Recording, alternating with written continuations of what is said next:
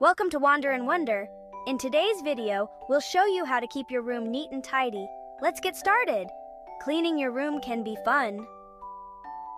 First, let's play a game called Pickup Party. Grab your toys and put them in their special spots. Remember, every toy needs a home. Next, let's make your bed. Your bed is like a superhero cape for your room. Smooth out those sheets and fluff those pillows. Now, let's tackle the clothes. Sort them into clean and dirty piles. Hang up what's clean and toss the dirty ones into the laundry basket. Easy peasy. Finally, let's add some magic. Put your favorite things on display. Books, art, or that cool rock you found. Make your room your special place, and guess what? Keeping your room clean means more space for fun and games. So, are you ready to make your room the coolest place ever? Remember, a clean room is a happy room. You did an awesome job.